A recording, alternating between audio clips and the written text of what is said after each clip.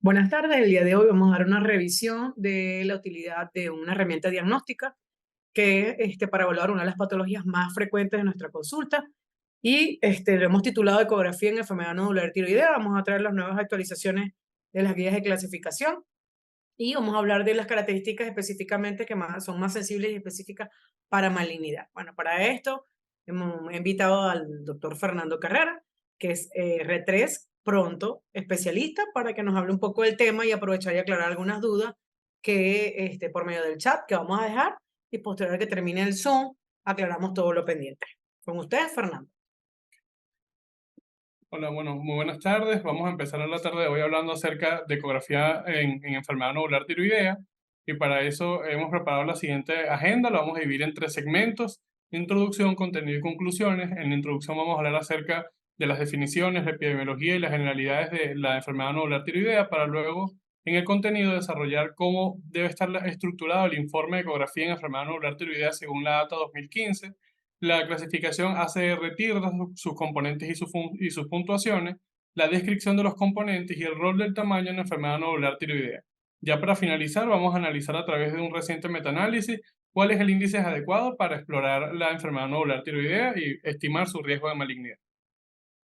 Para conversar un poco sobre las generalidades de la enfermedad nodular tiroidea, es importante que tengamos presente que su prevalencia va a ser distinta en los diferentes estudios publicados, porque tiene un importante impacto sobre las costumbres, hábitos alimenticios de los pacientes y el acceso o no a, a alimentos que puedan tener algún contenido de yodo o no. Por eso su distribución geográfica es muy distinta en los diferentes estudios publicados según el área geográfica en la que hagamos referencia. Es 5 veces más frecuente en hombres que en mujeres, por eso su prevalencia es 5% en mujeres, 1% en hombres. La ecografía de alta resolución puede detectar nódulos tiroideos con frecuencia más alta en mujeres y en ancianos.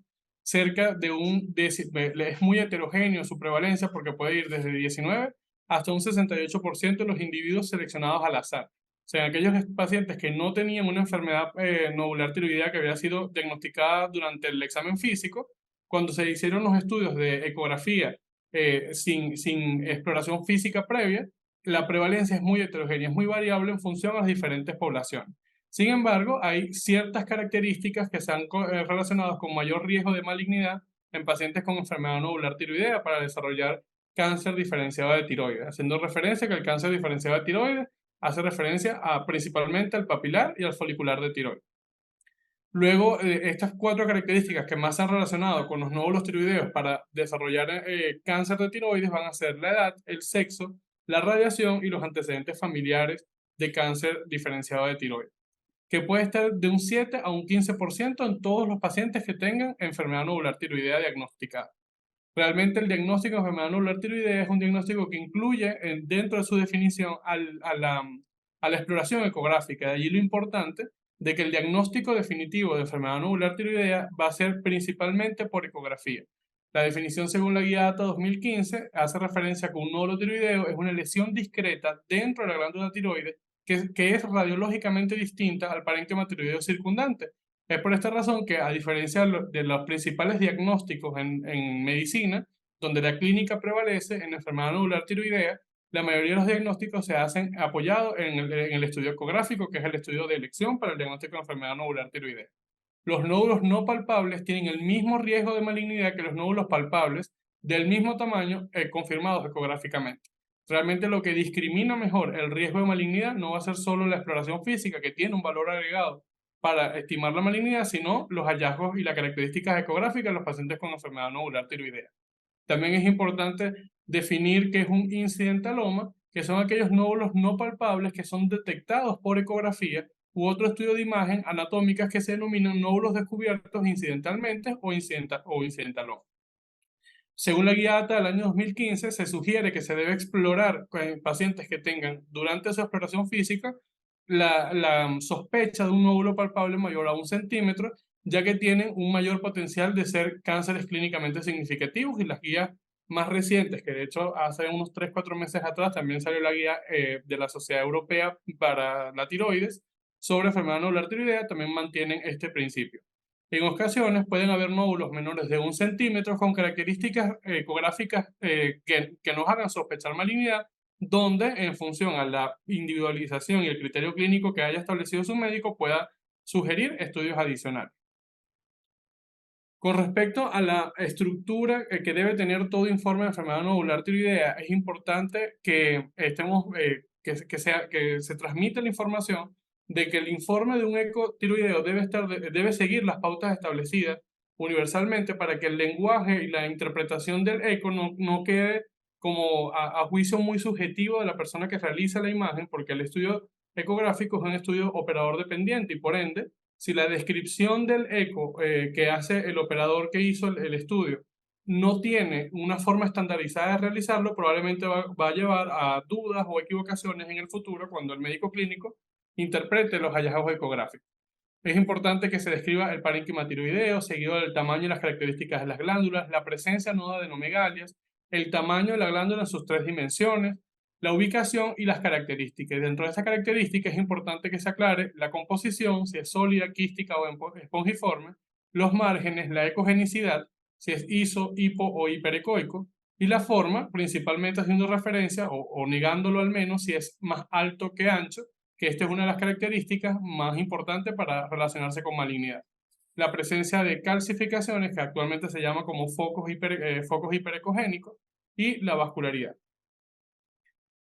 El debate actual es cuál es la pauta que debemos seguir para utilizar o qué clasificación, qué score de riesgo ecográfico podemos utilizar para predecir el riesgo de malignidad. Para eso, recientemente el grupo de trabajo de Kim y colaboradores hicieron un metaanálisis o el metaanálisis más grande donde buscaron analizar el rendimiento diagnóstico de las principales escalas ecográficas para predecir el riesgo de malignidad en pacientes con enfermedad nodular tiroidea, incluyendo la clasificación K-TIRRATS, la ACR-TIRRATS, ATA y EU-TIRRATS. Y cada uno de ellos dio valores importantes de mencionar. Sin embargo, el que tiene el mejor comportamiento diagnóstico con un área bajo la curva mayor a 0,882 es para ACR-TIRRATS, con una sensibilidad y especificidad superior a K-TIRRATS, ATA y EU-TIRRATS. En siguiente lugar quedaría K-TIRRATS, o sea, la recomendación en función al metaanálisis es que utilicemos ACR-TIRRATS como el principal índice, score de predicción de riesgo de malignidad, seguido de K-TIRRATS. Para estandarizar la evaluación ecográfica de la enfermedad nodular tiroidea es importante familiarizarnos con la que tiene el mejor rendimiento diagnóstico, que es el ACR-TIRRATS, que es lo que vamos a tratar de desarrollar durante la tarde de hoy. Para eso, esta clasificación ha propuesto 5 características a evaluar: la composición, la ecogenicidad, la forma, el borde y los focos ecogénicos. La composición se va a ir analizando en función al riesgo que otorga las características ecográficas del nódulo en función a la estimación del riesgo de malignidad. En aquellos nódulos que son quísticos o casi completamente quísticos, la definición de quístico o casi completamente quístico es que la porción quística del nódulo ocupa más del 90%. Se ocupa más del 90%, entonces lo llamamos casi completamente quístico. Eso nos otorgaría 0 puntos. Si sus características ecográficas son espongiformes, serían 0 puntos y más adelante vamos a tener imágenes para visualizar mejor cada una de estas características. Si su composición es mixta, sólida y quística, que debe tener alrededor del 50% de ambos componentes, le otorgará un punto para el riesgo de malignidad. Y si su comportamiento es totalmente sólido o casi completamente sólido, le otorgaría entonces 2 puntos. La ecogenicidad del nódulo nos va a ayudar igual a predecir el riesgo de malignidad, siendo los nódulos muy hipoecogénicos lo que van a otorgar mayor riesgo de malignidad, haciendo la referencia a que quizás desde el punto de vista de definición, diferenciar al ojo por ciento si es hipoecoico o muy hipoecoico en quienes estamos iniciando en ecografía tiroidea puede ser muy difícil de diagnosticar. Para eso, la guía sugiere que se categorice a un nódulo muy hipoecoico cuando su ecogenicidad sea similar a la de los músculos pretiroideos. Si es igual a la de los músculos pretiroideos, se categoriza muy hipoecoico. Si es menos hipoecoico que los músculos pretiroideos, se llamaría entonces hipoecoico. Y si ya es igual a las características ecográficas del tejido tiroideo, lo llamaríamos isoecoico o hiperecoico y eso nos otorgaría un punto adicional. Si es totalmente anecoico, esto hace referencia a que la composición probablemente sea quística y eso nos otorgaría 0 puntos. La forma del nódulo es importante para determinar su riesgo de malignidad y aquí hay que hacer referencia simplemente a que si es más ancho que alto, es allí donde se va a hacer mayor hincapié para hacer un mayor riesgo de malignidad. De hecho, esto otorga 3 puntos. El borde del nódulo debe estar definido en función a si tiene extensión extratiroidea, que otorga mayor riesgo de malignidad, seguida de si esos bordes están lobulados o irregulares, y ya vamos a verlo anteriormente o posteriormente cómo se van a ver, y si están mal definidos o suavemente definidos, no nos otorgan puntos. Los focos ecogénicos, principalmente los focos ecogénicos punteados, que son aquella descripción típica de cielo estrellado, nos otorgan un puntaje mayor de 3 puntos, seguido de la calcificación periférica, que vendría siendo el término actual para hacer referencia a la cáscara de huevo, que es una de las imágenes ecográficas típicas de la enfermedad nodular tiroidea, nos otorgaría 2 puntos. La macrocalcificación, que va a ser un foco ecogénico mayor a 0,5, que generalmente tiene una localización central o paracentral, y eso va a tener una puntuación mayor a 1, de 1 punto, perdón. Luego de haber evaluado cada uno de estos 5 componentes, sumamos todos los puntos en cada categoría, y eso nos va a dar finalmente la categoría de riesgo en función a ACR TIRAS. Si tenemos 0 puntos, lo llamaremos ACR TIRAS 1, que vendría siendo benigno, y ahí no tenemos por qué hacer PAF. Si tenemos 2 puntos, ya tendríamos entonces un ACR TIRAS 2, se categoriza como no sospechoso, e igualmente tampoco debe ir a PAF. Ya teniendo 3 puntos, se categorizaría como un ACR TIRAS 3, lo que consideraríamos como un levemente sospechoso, y deberíamos plantear una PAF en aquellos que tienen mayor a 2,5 centímetros y un seguimiento mayor a 1,5 centímetros. Entre 4 y 6 puntos lo categorizaríamos como ACR TIRAS 4, o moderadamente sospechoso, y la PAF se haría en aquellos pacientes que tienen un nódulo mayor a 1,5 centímetros y el seguimiento mayor a 1 centímetro. Cuando tenemos más de 7 puntos, entonces lo consideraríamos altamente sospechoso, ACR TIRAS 5, y la PAF igual estaría indicada en mayores de 1 centímetro. Ya esta explicación previa de cómo diferenciar cada una de estas características, pues se los fui comentando anteriormente, así que vamos a ir avanzando en aras del tiempo.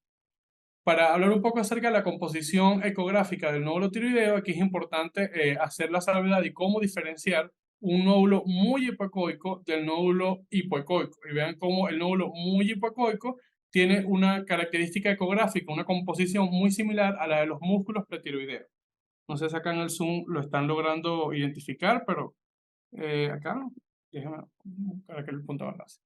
Si vemos acá, este nódulo tiene una composición muy hipoecoica que es similar a la de los músculos pretiroideos. Por eso este sería un muy hipoecoico, este sería un espongiforme, este sería un anecoico, que generalmente traduce que es un quístico, y este sería un mixto, donde vean que la composición es casi 50-50% para el componente quístico y el componente sólido. Aquí es importante aclarar también que cuando tenemos unos nódulos que tienen componente quístico y sólido, la puntuación de ACR TIRAS se continúa haciendo en función al componente sólido. Y en función a estas características vamos a ir sumando la puntuación de ACR. Con respecto a la ecogenicidad, el riesgo de malignidad está claramente descrito en función a las características de intensidad del nódulo. Si tenemos un nódulo totalmente anecoico, tenemos el menor riesgo de malignidad, y en los muy hipoecoicos, que como ya se los dije, es muy similar a la de los músculos pretiroideos, tienen el mayor riesgo de malignidad, seguidos del hipoecoico, y en el centro tenemos los isoecoicos, que particularmente con ellos, las otras características son los que nos van a mejorar el rendimiento diagnóstico de malignidad o no en estos casos. Con los nódulos hiperecoicos hay quizás cierta controversia sobre su utilidad. En la descripción de las mismas no está clara, pero hace referencia, de hecho la doctora Marisol Agostini siempre nos aclara de que las características hiperecogénicas de los nódulos tiroideos generalmente también está relacionado con el patrón folicular para los nódulos foliculares, que generalmente pueden tener esa composición ecogénica, y es lo que está escrito también en la literatura. Hay alguna literatura que hace referencia a que esta característica se puede observar en los medulares de tiroides, pero no ha sido replicada por la totalidad de la literatura disponible.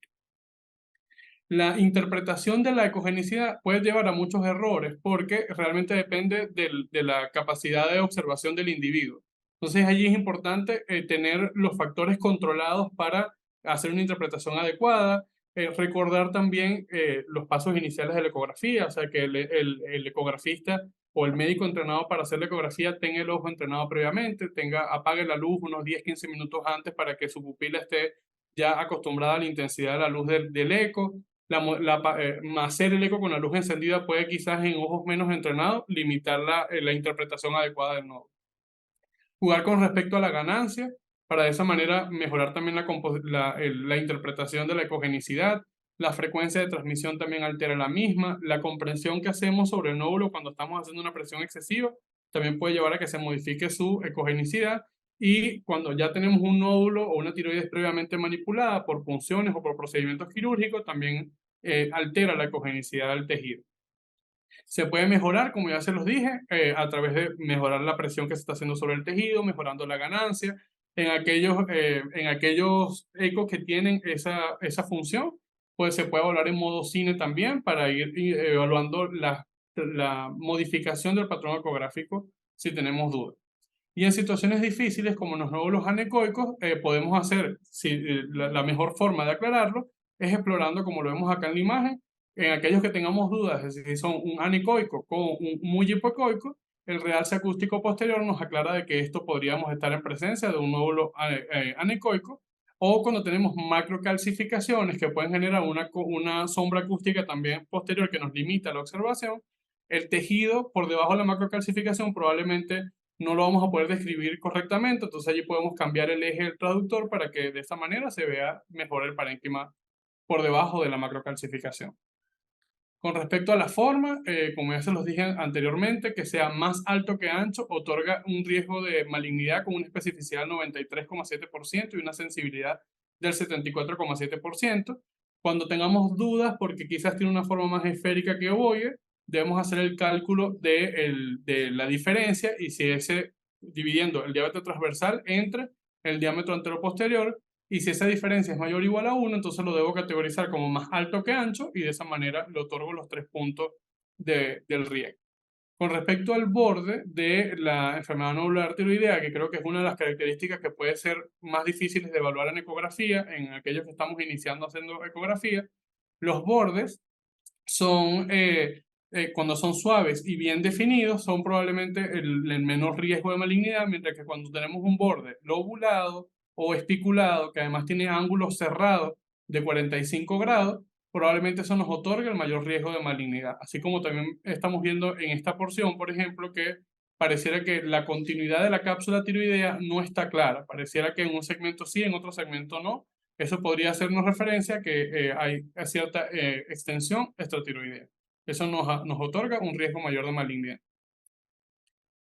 Las lobulaciones a su vez pueden ser únicas o múltiples, es importante describir eso en el informe. Si hay microlobulaciones que son menores de 0,5 milímetros, la extensión extratiroidea, como ya se los dije anteriormente, hay que diferenciar muy bien si es una extensión extratiroidea, o sea que no se ve la continuidad de la cápsula, o la cápsula se ve pero protruida por la acción mecánica del nódulo. Y en situaciones muy complejas, como en las áreas focales de tiroiditis, por ejemplo, donde hay quizás zonas donde hay imágenes hiperecogénicas seguidas de zonas hipoecogénicas que nos pueden hacer dudar de si es realmente un nódulo heterogéneo o es simplemente tejido tiroideo afectado por la tiroiditis que hace la imagen de un pseudonódulo. Con respecto a los focos ecogénicos, vamos a tener entonces la característica típica de los focos ecogénicos que son mayor a 1 milímetro, que van a tener esta imagen en cola en cometa posterior, que es típico sobre un fondo anecoico, que es lo que se describe típicamente en los nódulos que tienen un coloide muy denso, son los que van a tener menor riesgo de malignidad, mientras que aquellos que tienen focos ecogénicos menores de 1 milímetro, pero sin cola de cometa y en un tejido que es mucho más sólido, se ve heterogéneo, más hipoecoico que anecoico, eso nos otorga mayor riesgo de malignidad porque es el típico patrón en cielo estrellado que ha sido descrito como mayor riesgo de malignidad. Y luego tenemos la calcificación en cáscara de huevo, que vean cómo es esta macrocalcificación periférica, que generalmente puede ser continua o no, pero eso también nos otorga un riesgo elevado de malignidad. Y las macrocalcificaciones, que son generalmente focos ecogénicos centrales o paracentrales, con un sombra acústica posterior, esto vendría a otorgarnos también un riesgo intermedio de malignidad. Con respecto al tamaño del nódulo, que quizás ha sido una controversia actualmente, de hecho en la ATA Sí. 2022, vi que uno de los estudios más importantes que se mencionaron fue acerca de la exploración por cirugía de nódulos mayores de 4 centímetros, que ya mayores de 4 centímetros, ahí la doctora que La nos probabilidad apoya, es más alta, sí. la probabilidad de malignidad era mayor y el estudio demostró que no, que realmente el riesgo de malignidad parece ser el mismo y que esos nódulos mayores a 4 centímetros también son ahora candidatos para, o podrían ser candidatos ahora para no cirugía, sino para técnicas mini-invasivas como la radiofrecuencia en tiroides, que ahí la doctora Marisabel más tarde nos puede conversar algo. Eh, con respecto al tamaño del nódulo, no va a ser entonces un predictor independiente de riesgo de malignidad para cáncer diferenciado de tiroides, principalmente para el papilar. Aquí aprovecho para mencionarles que recuerden que el riesgo estimado de las clasificaciones de riesgo son para papilar de tiroides, no para foliculares, ni para medular, ni mucho menos para anaplásico. El riesgo de los ACR-TIRRA son para el papilar de tiroides. Los otros tipos de cáncer de tiroides probablemente la clasificación no estime su riesgo de la misma manera. Entonces, si el seguimiento no, a pesar de que el tamaño no es un predictor de riesgo, sí es un predictor para la conducta a seguir. Entonces, si tenemos un ACR-TIRAS3 con, un tamaño mayor a 2,5, eso es un indicador de una PAF de tiroides. Si tenemos a medida que voy aumentando el riesgo de malignidad por ecografía, voy pidiendo un diámetro menor. Entonces, si tengo un ACR-TIRAS5, voy a tener una PAF ya mayores a 1 centímetro. De hecho, la recomendación de ella también sigue diciendo que incluso en nódulos menores de 1 centímetro no se haga ningún estudio adicional. Eso fundamentado en que en los micropapilares de tiroides probablemente la vigilancia activa sea la mejor alternativa terapéutica para ello, pero eso es una controversia que no vamos a explorar en la tarde de hoy. Exacto. Lo que sí nos puede ayudar para predecir el riesgo de malignidad es la evaluación del intervalo del agrandamiento significativo, que es aquel cuando yo determino el riesgo inicial de un nódulo que considere no hacer exploración adicional, el seguimiento al año no debe ser mayor al 20%. Si ese nódulo aumentó más del 20%, entonces eso me podría estar indicando de que el crecimiento del nódulo no es el habitual de un nódulo benigno y por ende podría justificar hacer alguna intervención adicional en ese nodo. Bueno, yo espero que esta información les haya sido de muchísima ayuda. Igual la doctora Marisabel nos acompaña acá para aclarar algunas dudas y bueno, espero que podamos conversar un poco en la sesión de preguntas. No sé si hay preguntas. Creo que tienes que salir. Sí, ahí. Uy, no sé si aquí tenemos alguna pregunta, pero no. En los participantes que nos acompañan hoy, no sé si tienen por acá alguna pregunta adicional que hacer. Estaremos acá pendientes, igual por el Instagram, si hay alguna duda adicional, pero por aquí creo que tampoco tenemos preguntas.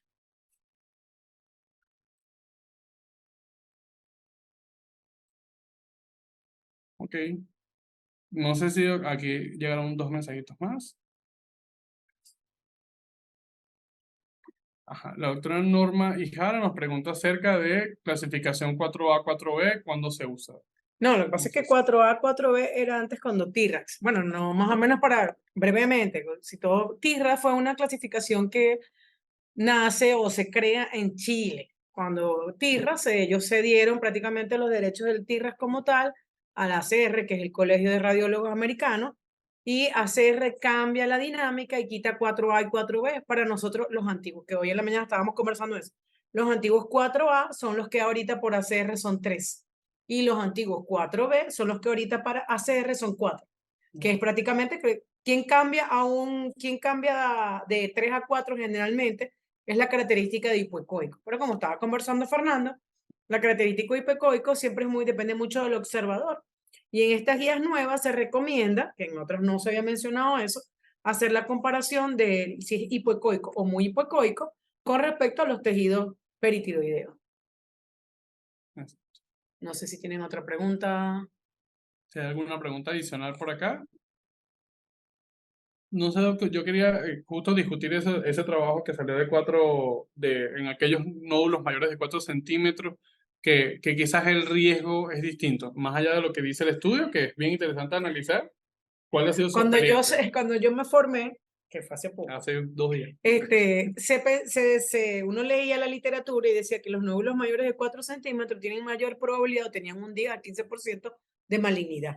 El problema o la duda se creaba porque cuando tú haces una punción, hacerla ecodirigida, o sea, primero no está recomendado dividir, como decía uno, no, divido anatómicamente el nódulo y puso en el lado A y en el lado B para disminuir la probabilidad, pero existía el bajo porcentaje de que cuando hicieras la cirugía, consideras lo que antes eran los micros, bueno, siguen siendo los micros, pero los micros que incidentalmente conseguías en una cirugía de 4 centímetros. En este trabajo dice que ellos investigaron a todos esos pacientes y que esa probabilidad es muy baja y que ahora, indiferentemente del tamaño, uno puede ofrecerle al paciente otras nuevas alternativas, como las mínimamente invasivas que conversamos ahorita. Claro que es algo netamente de la técnica. Mientras más grande sea la lesión, claro, antes podía haber un oculto, los famosos ocultos, que son este porcentaje, y ahora es que al realizar este tipo de cirugía, aquí hay una pregunta, ¿no? Sí. Igual nos pregunta la doctora Norma Jara, ¿en cuáles nódulos estarían indicados para ablación por radiofrecuencia y en qué clasificación ACR-TIO? Bueno, lo que pasa es que en la radiofrecuencia ahorita, formalmente, pero existen unas nuevas indicaciones, está para el benigno, mayor de 2 centímetros o menor de 2 centímetros que el paciente refiere síntomas mecánicos o estéticos, o para los nódulos funcionantes.